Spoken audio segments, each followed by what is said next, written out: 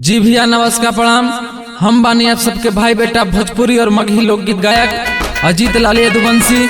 और आज ये बतावे में बहुत दुख हो रहा है कि हमारे क्षेत्र परैया प्रखंड अमोखर गांव के रहने वाले फौजी संतोष कुमार का 16 फरवरी 2025 के दिन टंकी विस्फोट के कारण जान चल गया भैया। तो आइए इस गीत के माध्यम से सत सत नमन करते हुए एक श्रद्धांजलि अर्पित करता हूँ।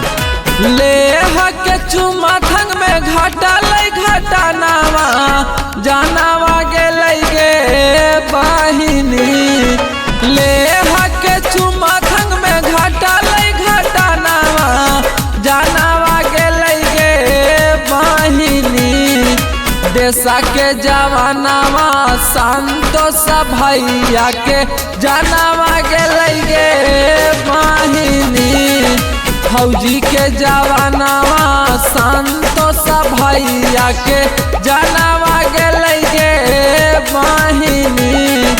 ले के चुमा थंग में घाटा लई घाटा नावा जनावा गे बाहिनी।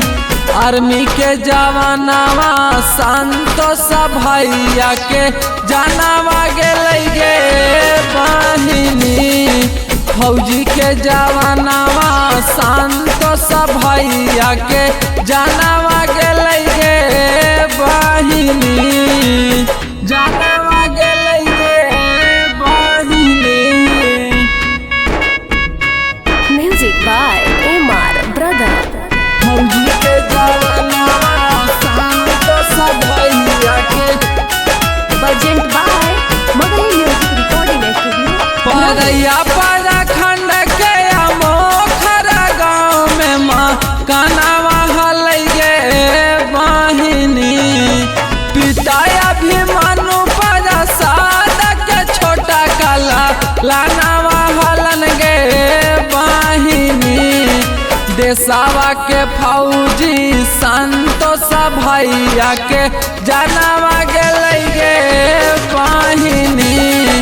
टंकी विस्फोट के करनावा भैया के जनावा गे बाहिनी। जनावा गे बाहिनी। Music by MR brother. फौजी के जवानावा संतोष भैया के मिक्स बाय अजीत यदुवंशी। 16 फरवरी 2025 के घटनावा घटा लगे बाहिनी। 16 फरवरी 2025 के घटनावा घटा लगे बाहिनी। माई विद्या देवी के संत सुगनावा छोड़िए गेलन गे बाहिनी। देशवा के फौजी संतोष भैया के जनावा गे बाहिनी। जनावा गे बाहिनी। Music by MR brother. फौजी के जनावा संतोष भैया के पता नहीं काला कुमारी रोई रोई बे यानामा कहथिन गे बाहिनी। शुभम शिवम दोनों ललनावा बे यानामा कहथिन गे बाहिनी। टंकी विस्फोट के करनावा उनकरा जनावा गे बाहिनी। रोई रोई